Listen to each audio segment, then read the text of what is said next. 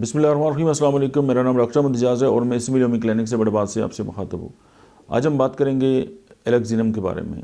एलेक्जिनम जब होम्योपैथी के लिए इस्तेमाल होती है तो उसको हम डायबिटीज़ मेलाइटिस में इस्तेमाल करते हैं। उसके बाद excessive thirst and urination frequently.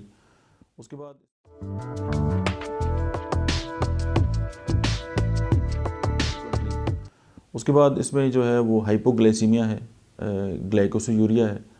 और मतलब है कि हाइपोग्लाइसीमिया तो ये है ना कि ब्लड प्रेशर यानी जो शुगर है वो खून के अंदर जो है वो कम होगी, हाइपो।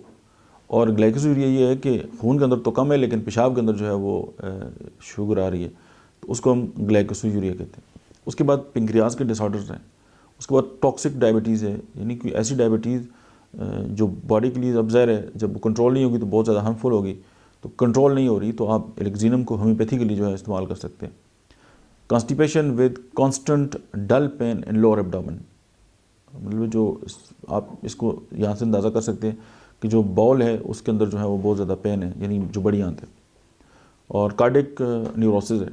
उसके बाद आप ये देखें कि इसमें एक्यूरेट डिस्पेप्सिया है और अचानक जो है इसमें कमज़ोरी का एहसास है और उसमें जो पिंपल्स हैं और फिर रेप्शन जो है वो स्किन की है।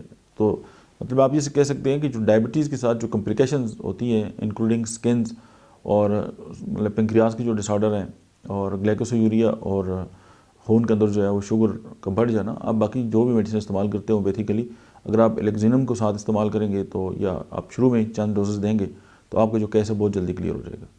आज के लिए इतना ही, मिलते हैं नेक्स्ट वीडियो में। तब तक आप देखते रहिए डॉक्टर अहमद इजाज़ ऑफिशियल।